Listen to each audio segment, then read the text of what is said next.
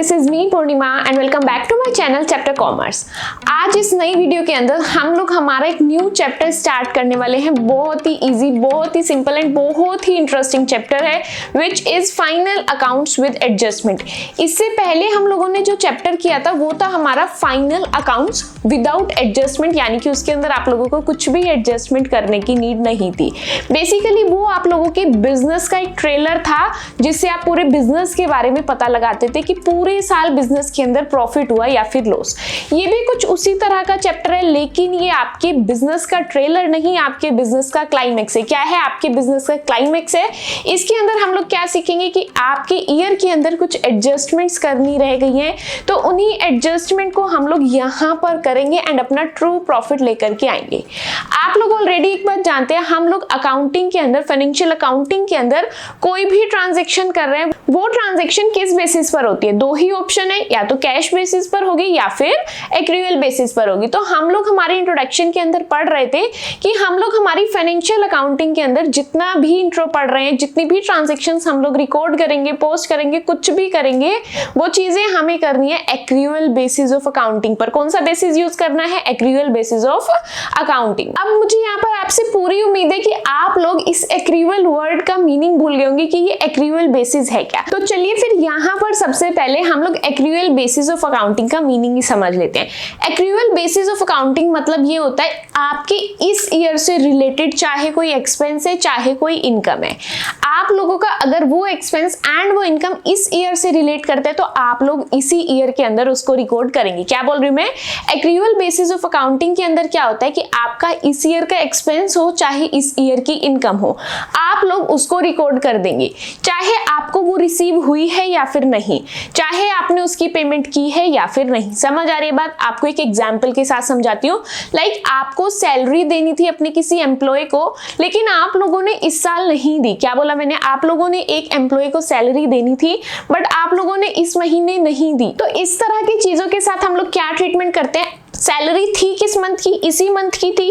दे चाहे मैं किसी भी मंथ में रही हूं, लेकिन सैलरी एक्चुअल में किस मंथ की थी, ये एक्सपेंस एक्चुअल में किस मंथ का था, मैं उसी मंथ के अंदर रिकॉर्ड करूंगी, ना कि उस मंथ के अंदर जिस मंथ में मैं उसको पे कर रही हूँ। समझ आ रही है बात? बस यही है मेरा एक्रूअल बेसिस ऑफ अकाउंटिंग। बहुत सिंपल है, मुझे बस ये देखना है ये चीज ड्यू कब की है, यानी कि ये चीज देनी कब थी या ये चीज मिलनी कब थी। दे रहे हैं, मिल रही है, डजंट मैटर। हम लोगों को बस इतना पता चल गया कि इस ईयर में या इस मंथ में देनी थी, चाहे दी है चाहे नहीं दी है, मैं उसी ईयर के अंदर आकर के इसको रिकॉर्ड कर दूंगी। तो ये है मेरा एक्रूअल बेसिस ऑफ अकाउंटिंग। इसी को हम लोग यहाँ पर मेरे फाइनल अकाउंट्स विद एडजस्टमेंट वाले चैप्टर के अंदर पढ़ने वाले हैं। यहाँ तक बात समझ आ गई, लेकिन माइंड के अंदर एक क्वेश्चन आ रहा है, हम लोग ऐसा क्यों कर रहे हैं, हम लोग ऐसी एडजस्टमेंट क्यों कर रहे हैं जब हमारा ये फाइनल अकाउंट्स वाला चैप्टर इतना इजी है, इतना सिंपल है, तो हम लोग क्यों उसको कॉम्प्लिकेटेड बना रहे हैं ये फालतू की एडजस्टमेंट के साथ। नहीं, ये आपकी कोई फालतू की एडजस्टमेंट नहीं है, ये आपके बताती है कि आपका इस ईयर का ट्रू प्रॉफिट या फिर ट्रू लॉस क्या है। समझ आ रही है बात? इस चीज से आप लोग आपके बिजनेस की ट्रू पिक्चर को पता लगा पाते हैं, एग्जैक्ट पिक्चर को पता लगा पाते हैं। तो चलिए फिर स्टार्ट करते हैं हमारे चैप्टर को और अच्छे से एक एक चीज का मीनिंग समझते हैं।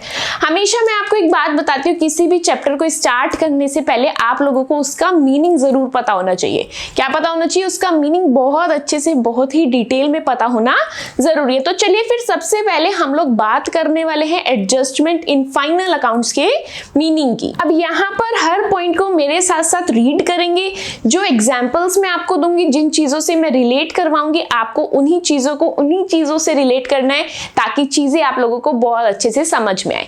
अब यहाँ पर रीड करते हैं फर्स्ट पॉइंट, क्या मतलब है मेरे फाइनल अकाउंट्स विद एडजस्टमेंट का। Final accounts with adjustments are comprehensive financial statement. ये भी आप लोगों के फाइनेंशियल स्टेटमेंट से बस थोड़ा सा डिटेल के अंदर है। एंड प्रिपेयर कब किए जाते हैं? वही सेम जैसे मेरे सिंपल वाले फाइनल अकाउंट्स बनाते थे, at the end of the accounting period. उसके बाद क्या बोला? Incorporating necessary adjustment. लेकिन एक बात का ध्यान रखना है, उसके अंदर आप लोग सभी जरूरी की एडजस्टमेंट को कर लेंगे। जिनको आप करना भूल गए हैं उन एडजस्टमेंट्स को आप लोग यहाँ पर कर लेंगे। क्यों कर लेंगे इसको पढ़ते हैं। To ensure an accurate representation of business financial performance and position, क्योंकि आप लोग आपके बिजनेस का प्रॉफिट या परफॉर्मेंस का अंदाजा नहीं जानना चाहते। आप चाहते कि आपको आपके बिजनेस की ट्रू पिक्चर सामने आ जाए, आपके बिजनेस की एक रियल पिक्चर निकल करके आपके सामने आ जाए। तो रियल पिक्चर देखने के लिए मुझे उसके हर एलिमेंट को कंसीडर करना पड़ेगा। क्या करना पड़ेगा? हर एलिमेंट को, हर कंपोनेंट को कंसीडर करना पड़ेगा। एंड उस हर एलिमेंट, हर कंपोनेंट को हम लोग बोलते हैं डिफरेंट एडजस्टमेंट्स। यानी कि जो जो चीजें मैंने छोड़ दी है, मैं मेरे फाइनल अकाउंट के अंदर आकर के उसको एडजस्ट कर दूंगी। उसके बाद मेरा एग्जैक्ट फाइनल अकाउंट बन के रेडी हो जाएगा। एंड ये फाइनल अकाउंट, जो एग्जैक्ट फाइनल अकाउंट मेरा बना है, इससे मुझे एग्जैक्ट प्रॉफिट पता चलेगा एंड एग्जैक्ट बिजनेस की पोजीशन का पता चलेगा। आई होप यहाँ पर आपको ब्रीफ में इसका मीनिंग अच्छे से समझ में आ गया। आगे रीड करते हैं। सेकंड पॉइंट के अंदर क्या बोले? These adjustments align the accounts with the accrual basis of accounting. यानी कि ये जो आपके एडजस्टमेंट वाले फाइनल अकाउंट्स है, ये एक बात को श्योर करते हैं, एक बात की इंश्योरिटी लेते हैं कि आप लोग एक्रूअल बेसिस ऑफ अकाउंटिंग को यूज करें। ठीक है, कौन सा बेसिस यूज करना है? एक्रूअल बेसिस को।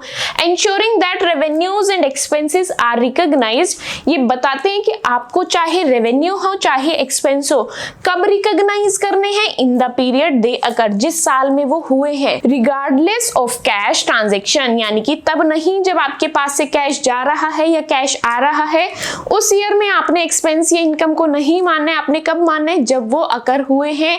यानी कि जिस ईयर से, जिस मंथ से वो रिलेट करते हैं, आपको उसी ईयर के अंदर उसको कंसीडर करना है। समझ आ रही है बात? चीजें क्लियर है? क्या था मेरा फाइनेंशियल अकाउंट्स यानी कि फाइनल अकाउंट्स विद एडजस्टमेंट। सबसे पहले ये आपका वही फाइनल अकाउंट है, लेकिन इसके अंदर हम लोग एडजस्टमेंट्स को करके हमारा true performance and true position को पता लगा पाते हैं।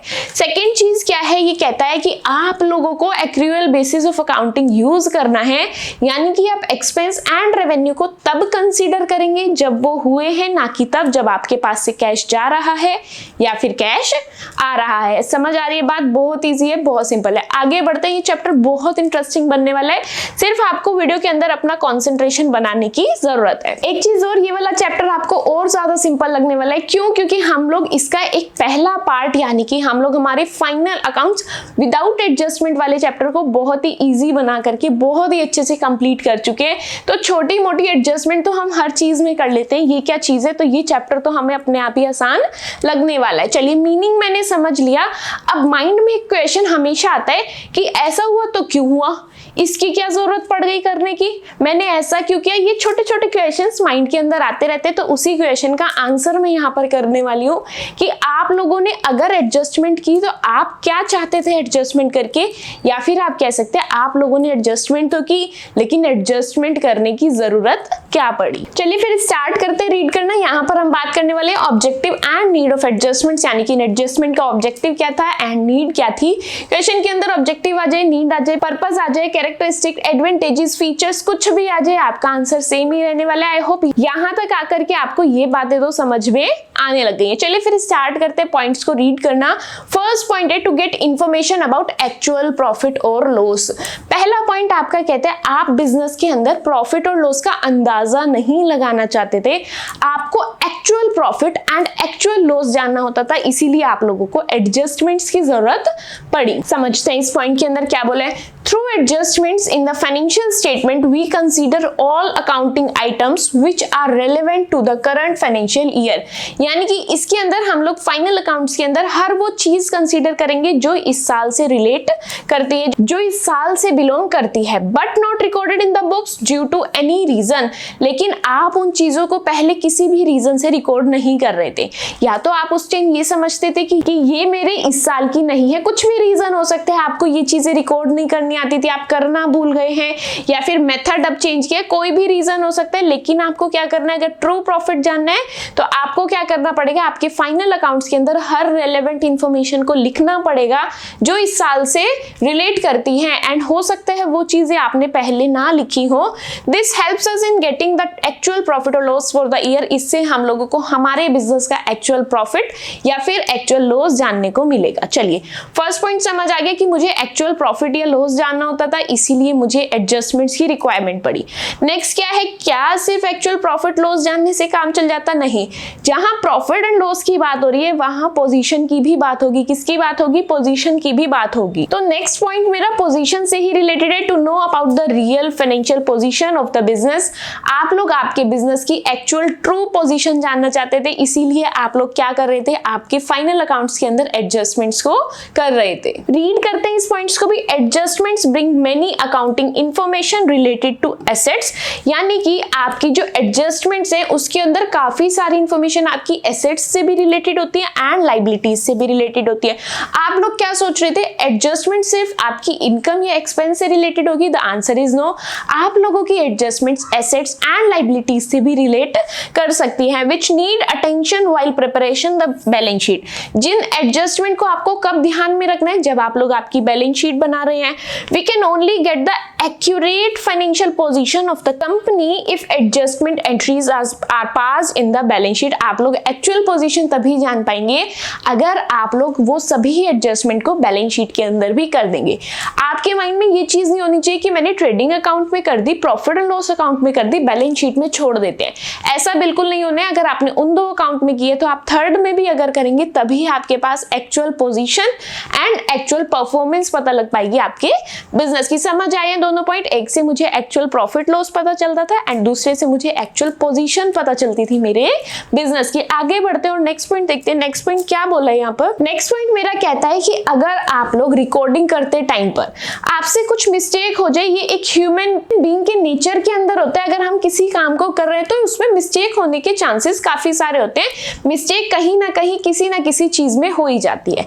तो वहीं पर जब आप लोग फाइनल अकाउंट्स बना रहे थे या पीछे का आप कुछ भी काम कर रहे थे, जर्नल, लेजर, ट्रायल, कुछ भी आप लोग कर रहे थे, वहां पर हो सकता है आपसे कुछ मिस्टेक हो गई हो। सपोज आपने सैलरी के 10,000 लिखे थे, लिखने थे 12,000।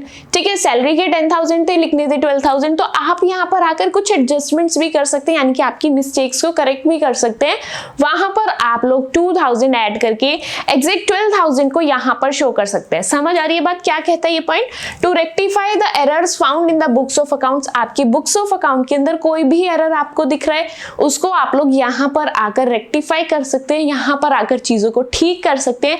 कैसे? आपकी एडजस्टमेंट एंट्री पास करके। कैसे कर सकते हैं? आपकी एडजस्टमेंट एंट्री को पास करके। रीड करेंगे यहाँ पर, adjustment plays an important part in rectifying any error which was previously recorded in the books of accounts. Final accounts के अंदर जो एडजस्टमेंट है बहुत इंपॉर्टेंट रोल प्ले करती है कि बुक्स ऑफ अकाउंट्स में कहीं पर भी आपसे कोई भी मिस्टेक हो गई है, उन मिस्टेक को आप लोग ठीक कर पाएंगे। कहां पर? आपके फाइनल अकाउंट्स के अंदर। As we all know that we can not change any previous entry. क्यों हम लोग यहाँ पर आकर ठीक कर सकते हैं? ये आपके लिए one of the best option है, क्योंकि अगर आपके पास ये ऑप्शन नहीं होगा कि फाइनल अकाउंट्स के अंदर आप लोग एडजस्टमेंट अगर नहीं कर पा रहे हैं, तो आप खुद से इमेजिन कीजिएगा आपकी पीछे की गई कितनी सारी मेहनत खराब हो जाएगी। आपकी इतनी बड़ी जर्नल बुक खराब हो गई, क्यों? क्योंकि आपने उसके अंदर कोई एंट्री खराब कर दिया। जर्नल का फिर भी इतना बड़ा नुकसान नहीं हुआ जितना लेजर का हो गया, क्योंकि जर्नल की एक छोटी सी मिस्टेक पूरे लेजर को गलत कर सकती है।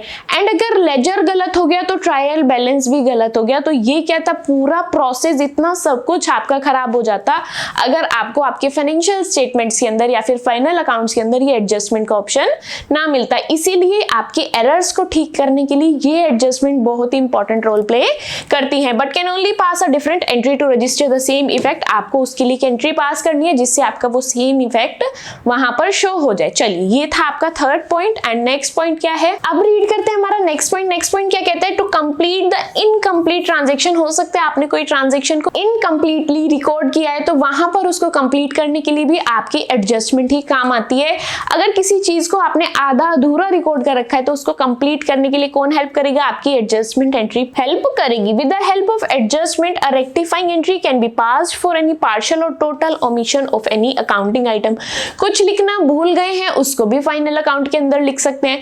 कुछ आधा तो लिख दिया, आधा रह गया, तो वो आधा भी आप लोग यहाँ पर आपके फाइनल अकाउंट्स के अंदर एडजस्टमेंट एंट्री के थ्रू आप लोग वहां पर रिकॉर्ड कर सकते हैं। तो ये सभी पॉइंट्स थे जिनकी वजह से आपको एडजस्टमेंट एंट्री की जरूरत पड़ी आपके फाइनल अकाउंट्स के अंदर। समझ आए आपको सभी पॉइंट्स?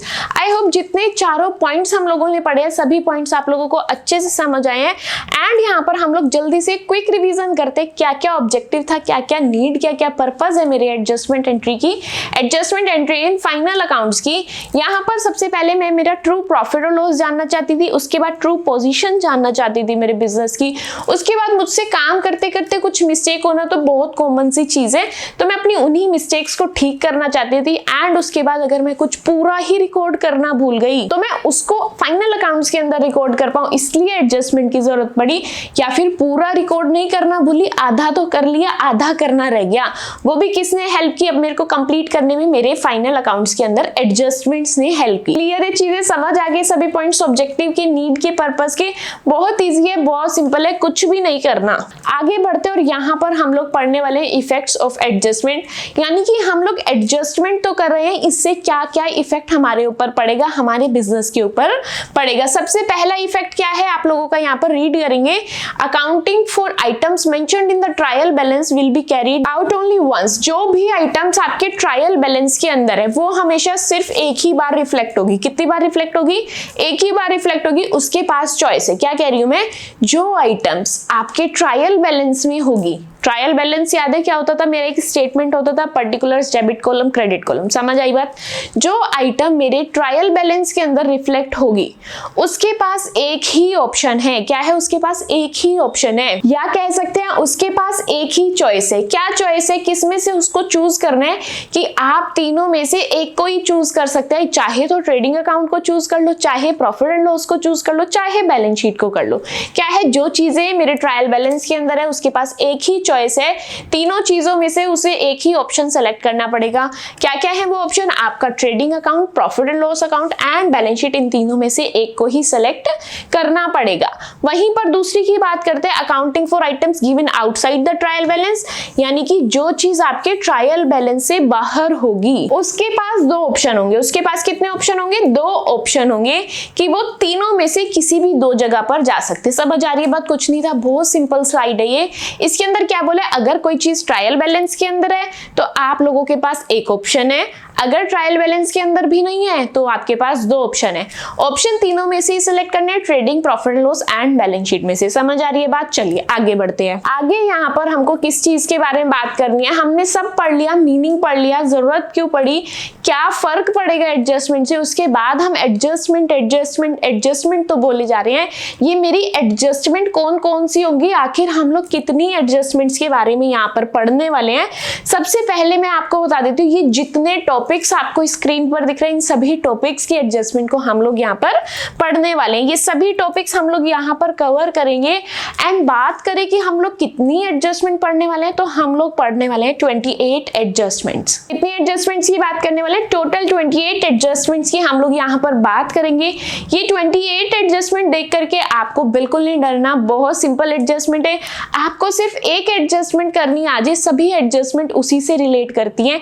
ये बेसिकली आपके जर्नल एंट्री वाले चैप्टर से रिलेट करते हैं। आपको पता है जर्नल एंट्री वाला चैप्टर तो हम लोगों ने ऑलरेडी बहुत अच्छे से कर रखा है। एंड अगर आप लोगों ने वो चैप्टर मिस कर दिया तो डिस्क्रिप्शन बॉक्स के अंदर आप लोगों को उसका लिंक मिल जाएगा, उसकी प्लेलिस्ट का लिंक मिल जाएगा। वहां पर लिंक को टैप करके आप लोग जल्दी से जाकर आपका जर्नल एंट्री वाला कॉन्सेप्ट, वो वाला चैप्टर अच्छे से रिवाइज कर सकते हैं, अच्छे से समझ सकते हैं।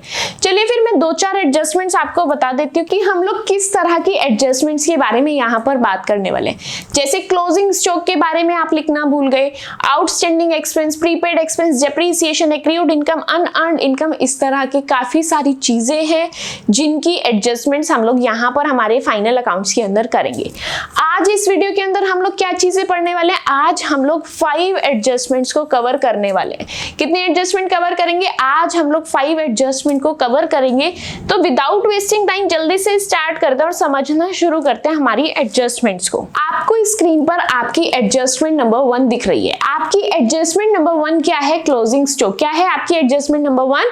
Closing stock. यानी कि अगर आपके क्वेश्चन में क्लोजिंग स्टॉक की एडजस्टमेंट दिए तो आप उसके साथ क्या ट्रीटमेंट करने वाले हैं, कैसे आप लोग उसके साथ डील करेंगे। सबसे पहले क्या आप लोगों को यहाँ पर क्लोजिंग स्टॉक का मीनिंग पता है? यस, पता होना चाहिए।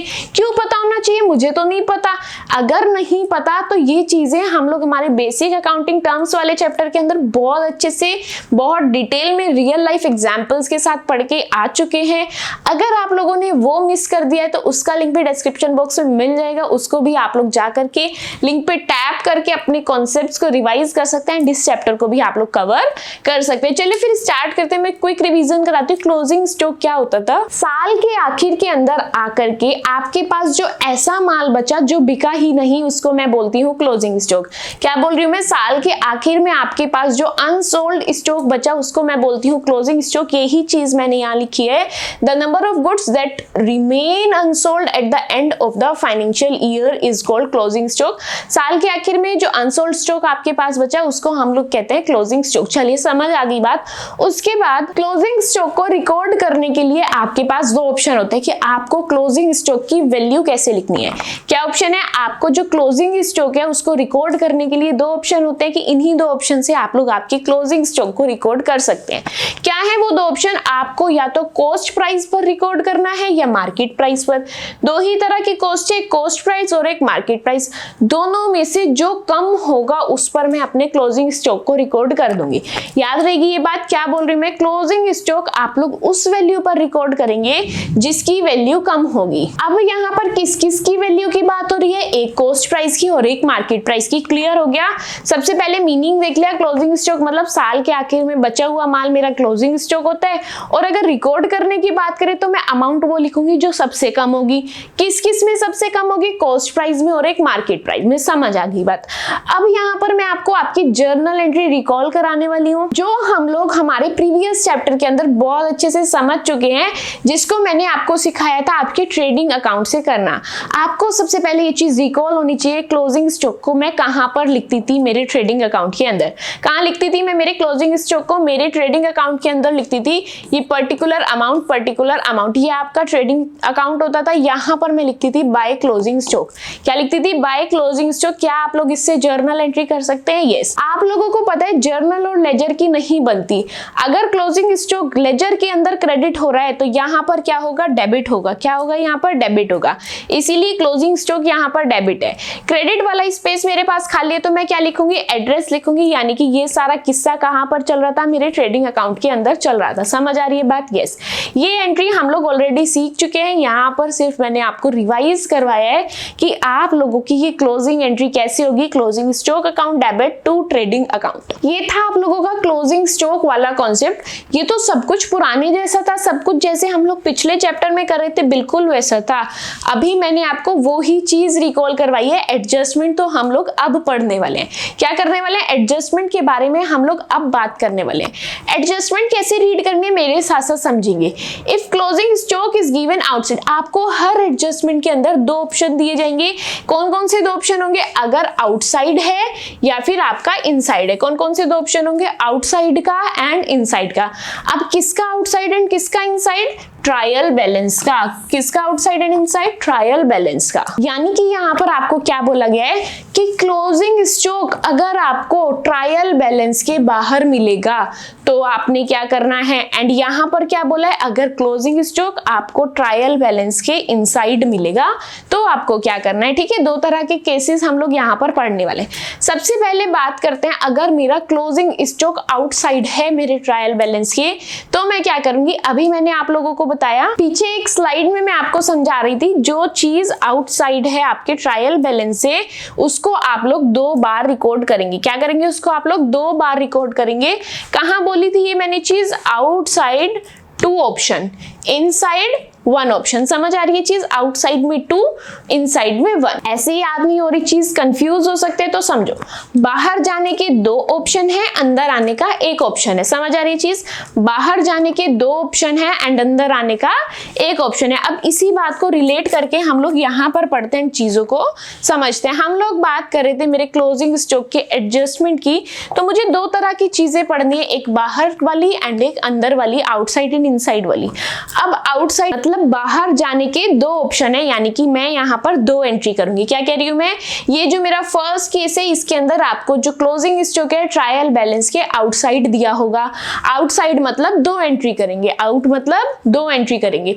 कौन कौन सी 2 एंट्री करेंगे आप खुद से सेलेक्ट करेंगे। आपके पास ऑप्शन है, तीनों में से किसी भी 2 जगह पर आप लोग जा सकते हैं। एक जगह मुझे पता है, मैं मेरे ट्रेडिंग अकाउंट के अंदर इसको रिकॉर्ड करती हूँ। कौन सी जगह पता है? मैं मेरे ट्रेडिंग अकाउंट के अंदर क्लोजिंग स्टॉक को लिखती हूँ। तो मैं ट्रेडिंग अकाउंट में जाऊंगी, बाय साइड में क्लोजिंग स्टॉक को लिख दूंगी। सेकंड ऑप्शन देखते हैं। क्लोजिंग स्टॉक आपका क्या है? एक तरह की एसेट है। क्लोजिंग स्टॉक आपकी क्या है? एक तरह की एसेट है। तो आप लोग बैलेंस शीट में जाके एसेट साइड में क्लोजिंग स्टॉक को लिख देंगे। सिंपल था, इजी था, बहुत इजी है। आपको बस चीजों को ध्यान से ओपन माइंड के साथ समझना है। बहुत रिलैक्स होकर बैठेंगे, चीजें समझेंगे ना अगर ध्यान से। बहुत इजी चैप्टर है, बहुत ही सिंपल चैप्टर है। आप बताओ ये आपको क्या हार्ड लगा? आपको नहीं पता था क्लोजिंग स्टॉक हम लोग ट्रेडिंग अकाउंट में लिखते हैं, हम लोगों को पता था।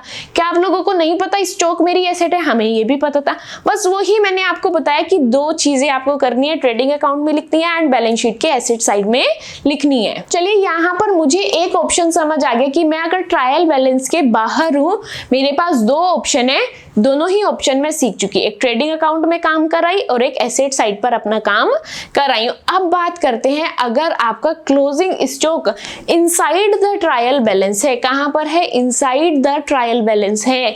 इनसाइड है मतलब आपके पास कितने ऑप्शन है? Only 1 option. कितने ऑप्शन है? There is only 1 option. क्या ऑप्शन है वो यहां पर समझेंगे। अब यहां पर क्लोजिंग स्टॉक अगर ऑलरेडी आपके दिल में जगह बना चुका है, तो क्या अब आप छोटे मोटे कामों में ध्यान देंगे? क्लोजिंग स्टॉक को ट्रांसफर करेंगे। आप क्या क्लोजिंग स्टॉक को कहेंगे जा पहले ट्रेडिंग अकाउंट में जा फिर जाइए बैलेंस शीट में? ऐसा तो नहीं करेंगे। क्यों? क्योंकि वो ऑलरेडी आपके दिल के अंदर जगह बना चुका है। तो अब वो कहां जाएगा? उसका सीधा प्रमोशन होएगा और वो कहां जाएगा? आपकी एसेट साइड में जाएगा। कहां जाएगा? एसेट साइड में जाएगा। यही बात यहां पर लिखी है, closing stock is given in the trial balance then it will be recorded only once. तब आप लोग सिर्फ एक ही बार रिकॉर्ड करेंगे, वो भी कहां पर? एसेट साइड में आपकी बैलेंस शीट के। समझ आ रही है बात? यस, बहुत इजी था, बहुत सिंपल था। आई होप आप लोग आपकी नोटबुक पेन साथ लेकर बैठे हैं, नोट्स मेरे साथ साथ बना रहे हैं, इंपॉर्टेंट चीजों को आप लोग खुद से जल्दी जल्दी स्टार मार्क करके लिख रहे हैं एंड चीजें आप लोगों को अच्छे से समझ में भी आ रही है। तो यहाँ पर फाइनली मैं अपनी फर्स्ट एडजस्टमेंट पढ़ चुकी हूँ, जो किससे रिलेटेड थी? क्लोजिंग स्टॉक से रिलेटेड थी। आगे बढ़ते हैं, नेक्स्ट सेकेंड नंबर देखते हैं हम लोग। यहाँ पर किस चीज के बारे में बात करने वाले हैं? यहाँ हम लोग पढ़ने वाले हैं आउटस्टैंडिंग एक्सपेंस के बारे में। किसके बारे में पढ़ने वाले हैं? आउटस्टैंडिंग एक्सपेंस के बारे में। क्या मतलब है आउटस्टैंडिंग एक्सपेंस का? आउटस्टैंडिंग एक्सपेंस मतलब इस साल ड्यू तो हुआ बट आप लोगों ने पे नहीं किया। सैलरी देनी तो इस साल थी बट आप लोगों ने नहीं दी, तो ये क्या हो गया? आपका आउटस्टैंडिंग एक्सपेंस, यानी कि देना बाकी है। क्लियर है? यही चीज हम लोगों ने यहाँ पर लिखी है। Outstanding expenses are those expenses that are related to the same accounting period of which accounts are being made but are not yet paid. यानी कि आपके इस साल के खर्चे तो हैं लेकिन आप लोगों ने उसकी पेमेंट नहीं की है, ये है आपका आउटस्टैंडिंग एक्सपेंस। बात करते हैं इसकी बेसिक सी जर्नल एंट्री की। तो आप लोग आउटस्टैंडिंग एक्सपेंस की जर्नल एंट्री क्या करते हैं? आउटस्टैंडिंग एक्सपेंस मतलब आपको पेमेंट देनी बाकी है, आपने अभी पेमेंट करनी है, तो ये क्या हुई? आपकी लाइबिलिटी हुई। क्या हुई? लाइबिलिटी हुई। एंड लाइबिलिटी का नेचर क्या है? क्रेडिट है। लाइबिलिटी का नेचर क्या है? क्रेडिट है।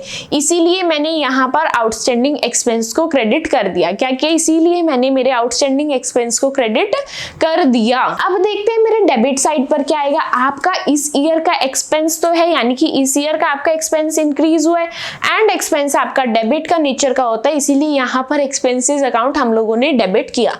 ठीक है, क्लियर है? चीज समझ आ रही है? अब अगर यहाँ पर आपको डेबिट एंड क्रेडिट का खेल समझ नहीं आ रहा है तो उसके लिए आप लोगों को types of accounts and rules of debit and credit वाला चैप्टर बहुत अच्छे से करना पड़ेगा, जिसका लिंक डिस्क्रिप्शन बॉक्स में मिल जाएगा। अगर आप लोगों को ये रूल्स समझ नहीं आ रहे हैं तो डिस्क्रिप्शन में जाकर वहां पर लिंक को टैप करके आप लोग इस चैप्टर को भी अच्छे से कवर कर सकते हैं। आगे बढ़ते हैं, यहाँ पर मुझे मेरी जर्नल एंट्री समझ में आ गई। आगे बढ़ते हैं और यहाँ पर बात करेंगे हम लोग आउटस्टैंडिंग एक्सपेंस के एडजस्टमेंट के बारे में। किसकी बात करने वाले हैं? आउटस्टैंडिंग एक्सपेंस की एडजस्टमेंट के बारे में। अगेन दो केसेस पढ़ेंगे, कौन कौन से? एक आउटसाइड वाला एंड एक इनसाइड वाला। कौन कौन से? आउटसाइड वाला एंड इनसाइड वाला। मुझे बताएंगे आउटसाइड है अगर ट्रायल बैलेंस के तो कितने ऑप्शन है? 2 ऑप्शन है। अगर हम लोग ट्रायल बैलेंस के इनसाइड है तो कितने ऑप्शन है? 1 ही ऑप्शन है। समझ आ रही है चीज? चलिए आगे बढ़ते हैं। अब सबसे पहले मेरा आउटस्टैंडिंग एक्सपेंस ट्रायल बैलेंस से बाहर है, मेरे पास 2 ऑप्शन है। कौन कौन से ऑप्शन है यहाँ पर देखते हैं। क्या एक्सपेंस मेरे ट्रेडिंग अकाउंट के अंदर आते थे? एक्सपेंस आते तो थे ट्रेडिंग अकाउंट के अंदर, लेकिन सिर्फ डायरेक्ट एक्सपेंस। कुछ नहीं बोला तो मैं क्या मानूंगी? Indirect expense. कुछ नहीं बोला तो क्या मानेंगे? Indirect expense. अब बात चाहे डायरेक्ट एक्सपेंस की है चाहे इनडायरेक्ट एक्सपेंस की, कोई भी एक्सपेंस है, वहां पर जाकर के आप आपके आउटस्टैंडिंग एक्सपेंस को ऐड कर देंगे। क्या बोला मैंने यहाँ पर? आउटस्टैंडिंग एक्सपेंस चाहे आपका डायरेक्ट है चाहे इनडायरेक्ट है। अगर आपका डायरेक्ट है तो ये काम आप ट्रेडिंग में जाके करेंगे, अगर आपका इनडायरेक्ट है तो ये काम आप प्रॉफिट एंड लॉस अकाउंट में आकर करेंगे। काम क्या करना है? उसको ऐड करना है। काम क्या करना है? उसको ऐड करना है। सपोज सैलरी थी तो आप प्रॉफिट एंड लॉस अकाउंट के अंदर 2 सैलरी लिखते थे, आपको ट्रायल बैलेंस के नीचे दिखा आउटस्टैंडिंग सैलरी इज 500 रुपीज, तो आप इस सैलरी के पास आएंगे, भाई मुझे भी अपने पास घुसा ले, तो हम क्या करेंगे? यहाँ पर लिखेंगे आउटस्टैंडिंग सैलरी एंड यहाँ पर हम लोग 500 को ऐड कर देंगे 5000 के अंदर। समझ आ रही है चीज किस तरीके से इसको ट्रीट करना है? The answer is yes. अब मैं इस आउटस्टैंडिंग सैलरी को ऐड क्यों कर रही हूँ? मैंने लेस क्यों नहीं किया? क्योंकि मैं इस अकाउंट के अंदर इस साल के सभी खर्चे लिख रही थी। मैंने सैलरी तो लिख दिया, ये आउटस्टैंडिंग सैलरी क्या अगले साल से रिलेट करता है? The answer is no. क्या ये सैलरी इस साल से रिलेट करता है? यस, इस साल से रिलेट करता है। तो मैं इस साल में फिर ऐड करूं या लेस? मुझे इसके अंदर ऐड करना पड़ेगा। आई होप यहाँ पर आपको समझ आ रहा है मैंने क्यों यहाँ पर ऐड किया है। तो मेरा फर्स्ट इफेक्ट क्या था? मैं मेरे एक्सपेंस के साथ जाकर उसको ऐड कर दूंगी। एक्सपेंस अगर ट्रेडिंग अकाउंट में लिख रही हूँ तो वहां ऐड करूंगी, एक्सपेंस अगर प्रॉफिट एंड लॉस अकाउंट के अंदर लिख रही हूँ तो उसको वहां जाकर ऐड कर दूंगी। सेकंड इफेक्ट की बात करते हैं। सेकंड इफेक्ट कहां पर दिखाएंगे हम? मुझे एक बात बताएंगे, आउटस्टैंडिंग एक्सपेंस आपकी क्या है? लायबिलिटी है। क्या है? आपकी लायबिलिटी है। एंड हम लोग अब लायबिलिटी कहां पर लिखते हैं? मेरी बैलेंस शीट के अंदर हम लोग लायबिलिटी को लिखते थे। तो मैं आउटस्टैंडिंग एक्सपेंस को क्या करूंगी? मेरे लायबिलिटी वाले कॉलम के अंदर जाकर अपने आउटस्टैंडिंग एक्सपेंस को लिख दूंगी। Will be shown in the liability side of the balance sheet. Clear है चीज? यस, हम लोगों ने आउटसाइड वाले दोनों ऑप्शन कर लिया। बात करते हैं इनसाइड की। इनसाइड के अंदर मेरे पास एक ऑप्शन है, यानी कि उसने दिल में फिर से दोबारा जगह बना ली। तो अब मैं क्या इसे दोबारा किसी छोटे मोटे अकाउंट में भेजूंगी? क्या मैं इसे ट्रेडिंग में भेजूं कि जा पहले ट्रेडिंग में घूम के फिर बैलेंस शीट के पास आई हो? नहीं। क्यों? क्योंकि ये तो ऑलरेडी सबके अकाउंट, सारे अकाउंट के बीच में अपनी जगह बना चुका। तो अब ये फाइनल किसके पास जाएगा? फाइनल स्टेप के पास जाएगा। And the final step is your balance sheet. Final step क्या है? आपकी बैलेंस शीट। तो ये सीधा कहां पर यूज होगा? आपकी बैलेंस शीट के अंदर, लायबिलिटी साइड के अंदर। कहां पर यूज होगा? बैलेंस शीट की लायबिलिटी साइड के अंदर आपका ये आउटस्टैंडिंग एक्सपेंस लिखा जाएगा। आई होप यहाँ पर आपको दोनों केसेस समझ आ गए, चाहे ट्रायल बैलेंस के बाहर हो चाहे ट्रायल बैलेंस के अंदर हो आपका आउटस्टैंडिंग एक्सपेंस। चलिए नेक्स्ट बात करते हैं। थर्ड मेरी एडजस्टमेंट किससे रिलेटेड होने वाली है? प्रीपेड एक्सपेंस से रिलेटेड होने वाली है। कौन सी एडजस्टमेंट है? प्रीपेड एक्सपेंस से रिलेटेड है। सबसे पहले हम लोग यहाँ पर मेरे प्रीपेड एक्सपेंस का मतलब समझने वाले हैं। प्रीपेड एक्सपेंस मतलब आप लोगों ने पहले से ही उसकी पेमेंट कर दी, आपने एडवांस में उसकी पेमेंट कर दी। पेमेंट एडवांस में कर दी मतलब आज दे तो दी पर आज देनी नहीं थी, मतलब इस साल की नहीं थी फिर भी मैंने दे दी, एडवांस में दे दी। ठीक है, रीड करते। Such expenses which are concern with the next financial year, जो खर्चे आपके अगले साल के थे but have been paid in the current year, लेकिन आपने इसी साल पे कर दिए, उसको हम लोग बोलते हैं प्रीपेड एक्सपेंसेस। क्या बोलते हैं उसको? Prepaid expenses. चलिए हम लोगों को ये मीनिंग समझ आ गया, मीनिंग ऑलरेडी पता भी था। बात करते हैं जर्नल एंट्री की। पहले से ही पे कर दिया तो प्रीपेड एक्सपेंस मेरी क्या होती है? एसेट होती है। प्रीपेड एक्सपेंस क्या होती है? एसेट। एंड एसेट का नेचर होता है डेबिट। एसेट का नेचर क्या होता है? डेबिट। इसीलिए यहाँ पर प्रीपेड एक्सपेंस को मैंने डेबिट किया है एंड पेमेंट करने से आपके एक्सपेंस रिड्यूस हो गए, आपके एक्सपेंस रिड्यूस हो गए, इसीलिए आपका एक्सपेंस अकाउंट को हम लोगों ने क्रेडिट किया है। चलिए एंट्री भी समझ आ गई, मेन चीज पर आते हैं। हम लोग बात करने वाले हैं यहाँ पर एडजस्टमेंट की। किसके बारे में बात करने वाले हैं? हम लोग बात करने वाले हैं इसके एडजस्टमेंट की। क्या है एडजस्टमेंट? आप लोगों को अगेन दो चीजें पढ़नी है, एक आउटसाइड वाली एंड एक इनसाइड वाली। आउटसाइड इनसाइड किसके? ट्रायल बैलेंस की। किसकी? ट्रायल बैलेंस की। आउटसाइड के कितने ऑप्शन? 2 ऑप्शंस। इनसाइड के कितने ऑप्शन? 1 ऑप्शन। आउटसाइड के कितने ऑप्शन? 2 ऑप्शंस। इनसाइड के कितने ऑप्शन? Only 1 option. अब प्रीपेड एक्सपेंस कहां पर मैं इसको पहुंचाऊंगी? अगेन बात करते हैं आपके एक्सपेंस की। आप एक्सपेंस कभी ट्रेडिंग में लिखते हैं, कभी प्रॉफिट एंड लॉस के अंदर लिखते हैं। डिपेंड करता है कि वो आपका डायरेक्ट एक्सपेंस है या फिर इनडायरेक्ट एक्सपेंस। चलिए अब चाहे आप ट्रेडिंग अकाउंट में हैं या प्रॉफिट एंड लॉस अकाउंट के अंदर है, आपका ट्रीटमेंट सेम ही रहने वाला है। क्या बोल रही हूँ मैं? आपका ट्रीटमेंट यहाँ पर सेम ही रहने वाला है। अब प्रीपेड एक्सपेंस क्या आपका इस साल का था? नहीं था। पेमेंट तो कर दी मैंने इस साल के अंदर एक पॉकेट में से मैं पैसा निकाल रही थी कि इस साल जितने भी खर्चे होंगे मैं इस पॉकेट में से निकालूंगी। मैंने देखा कि मैंने इस साल एक फालतू का खर्चा लगा रखा है। क्या कर रखा है? फालतू का खर्चा इसके अंदर लगा रखा है, तो मैं उसको क्या कर दूंगी? माइनस कर दूंगी। क्या कर दूंगी? उसको माइनस कर दूंगी। क्यों माइनस कर रही हूँ? क्या वो खर्चा इस साल का है? नहीं। दोबारा समझते हैं, आपकी कंफ्यूजन को दूर करते हैं। मैं क्या बोल रही हूँ, हम लोग अपनी नोटबुक पेन लेकर बैठे थे, मैं इस साल के सभी खर्चे लिखे जा रही थी कि इस साल सैलरी हो गई, वेजेस हो गए, एडवर्टीजमेंट हो गया, प्रिंटिंग हो गया, सब कुछ मैं लिख रही थी। एक खर्चा मैंने अगले साल का भी लिख लिया, ठीक है। इलेक्ट्रिसिटी का खर्चा मैंने अगले साल का भी लिख लिया। बाद में मैंने देखा ये खर्चा तो मैंने गलत लिख दिया, ये तो प्रीपेड है, मैंने एडवांस में ही दे दिया, इस साल का था ही नहीं है। तो अब आप क्या करेंगे? आप अपनी नोटबुक से उस खर्चे को काट देंगे। क्या करेंगे? उस खर्चे को काट देंगे। अब काटेंगे क्या? आप लोग एक बिजनेस के अंदर आगे, काटा पीटी खत्म। यहाँ पर क्या करना है? उसे आकर के माइनस कर देंगे। क्या करना है? उसे आकर के माइनस कर देंगे। इसीलिए फर्स्ट ऑप्शन क्या है? आप लोग उसको डिडक्ट कर देंगे। चलिए अब बात करते हैं सेकंड ऑप्शन की। प्रीपेड एक्सपेंस आप लोगों की क्या है? एसेट है। प्रीपेड एक्सपेंस आप लोगों का क्या है? एसेट है। एंड एसेट कहां पर लिखते हैं हम लोग? बैलेंस शीट के अंदर लिखते हैं। कहां पर लिखते हैं एसेट? बैलेंस शीट के अंदर। तो मैं क्या करूंगी? सेकंड इफेक्ट क्या होगा? ये मेरे एसेट साइड के अंदर जाकर के मैं रिकॉर्ड कर दूंगी। किसकी एसेट साइड? बैलेंस शीट की एसेट साइड। समझ आ रही है? चीज बहुत इजी है, बहुत सिंपल है। अब मैंने यहाँ पर दोनों ही ट्रीटमेंट पढ़ लिए अगर आउटसाइड है। अब बात करते हैं इनसाइड की। इनसाइड मतलब उसने ऑलरेडी अपनी जगह बना ली। अब क्या वो छोटे मोटे अकाउंट में जाएगी? क्या वो आपके ट्रेडिंग या प्रॉफिट एंड लॉस अकाउंट में जाएगा? नहीं। आपको सीधा उसे प्रमोट करना है, उसका प्रमोशन हो जाएगा और वो सीधा बैलेंस शीट की एसेट साइड में जाकर के बैठ जाएगा। क्या बोल रही हूँ मैं? वो सीधा एसेट साइड में जाकर के बैठ जाएगा। किसकी एसेट साइड? बैलेंस शीट की asset side.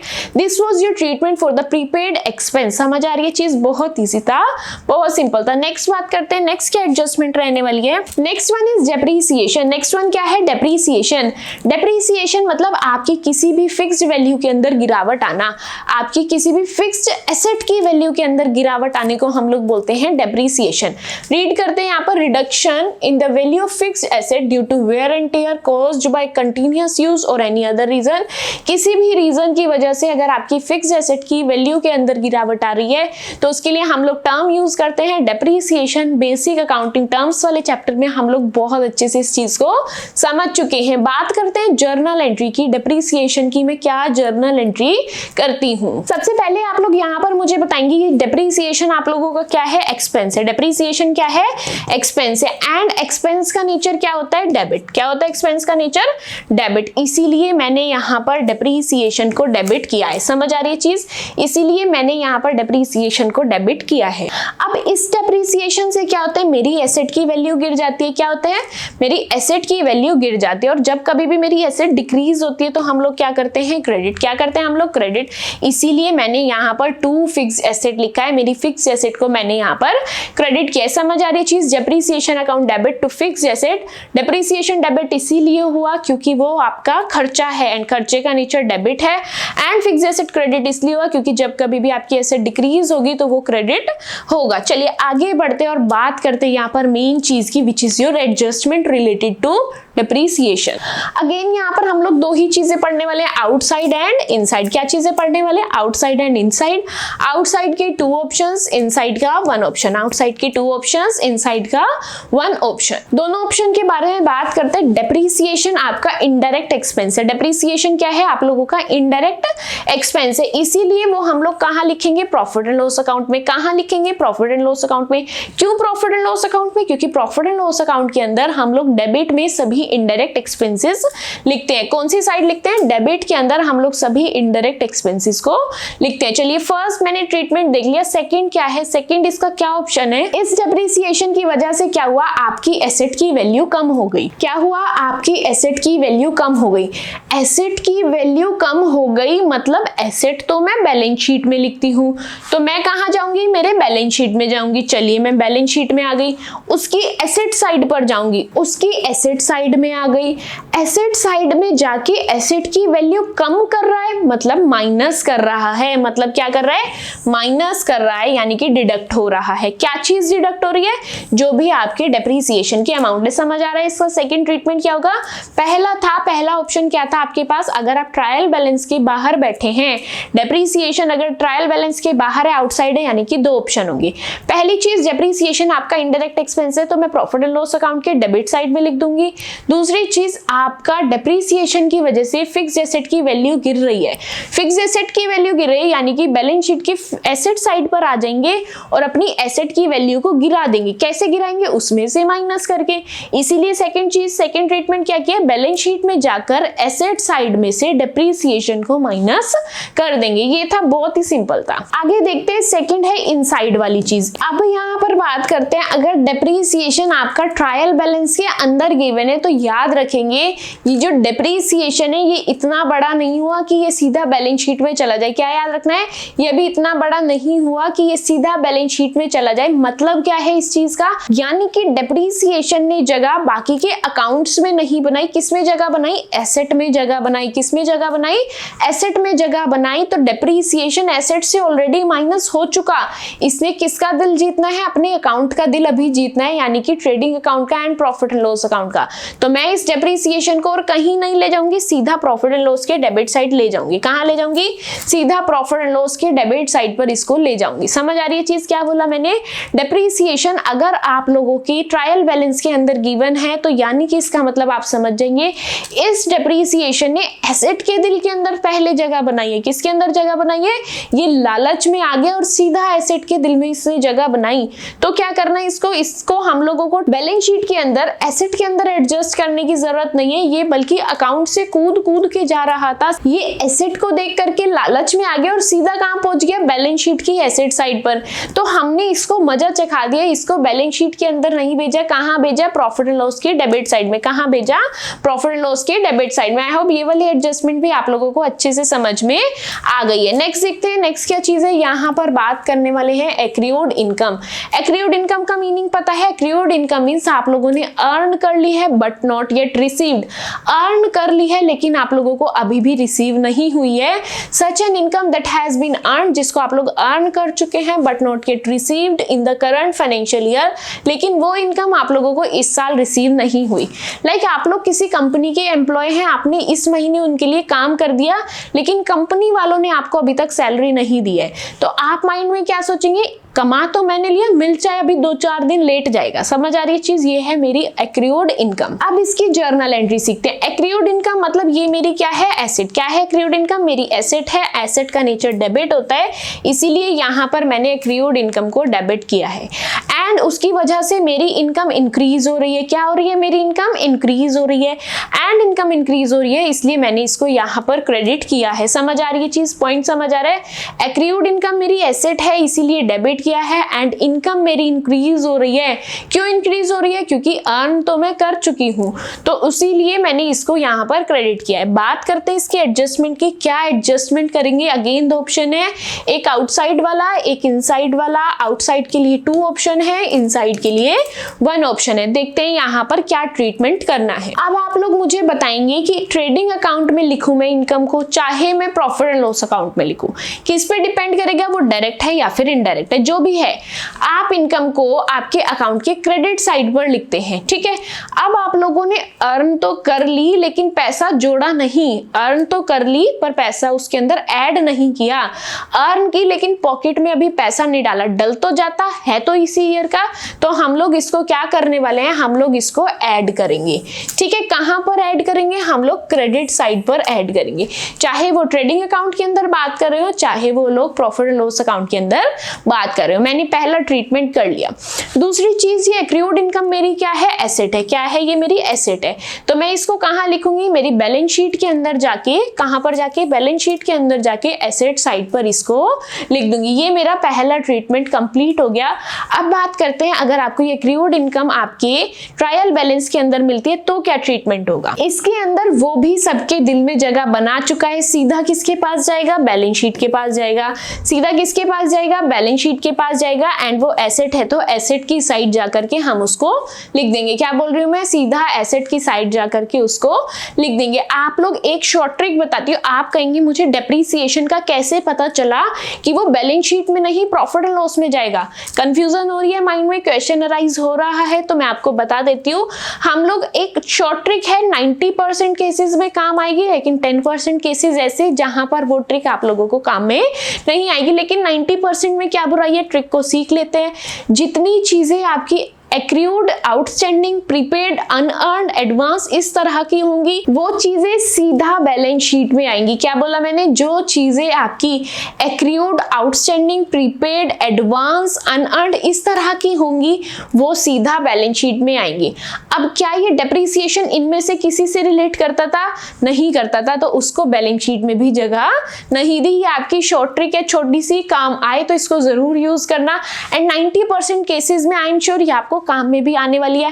And don't worry, इन सभी चीजों का ट्रीटमेंट हम लोग हमारे प्रैक्टिकल क्वेश्चन में भी करेंगे, लेकिन वहां पर मैं सीधा सीधा न्यूमेरिकल करा दूं, आपको चीजें समझ ही ना आए तो वो कोई ठीक बात नहीं। इसलिए हम लोग पहले चीजों को थ्योरेटिकली पढ़ रहे हैं, उसके बाद मैं हर एक चीज को आपको प्रैक्टिकली भी इंप्लीमेंट करके दूंगी। चलिए, यहाँ पर इसी के साथ मेरी 5 एडजस्टमेंट खत्म हो गई। आई होप आपको बहुत अच्छे से सभी एडजस्टमेंट समझ आई है।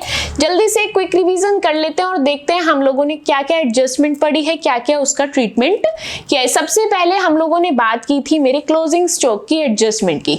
अगर वो आउटसाइड है तो उसके क्या क्या 2 ऑप्शन है, एक ट्रेडिंग अकाउंट के क्रेडिट साइड लिखेंगे, एक बैलेंस शीट के एसेट साइड लिखेंगे। अगर इनसाइड है तो सीधा एसेट में जाकर लिख देंगे। नेक्स्ट बात करने वाले हैं, सेकेंड चीज हम लोगों ने क्या देखी थी, आउटस्टैंडिंग एक्सपेंस। क्या चीज देखी थी, आउटस्टैंडिंग एक्सपेंस।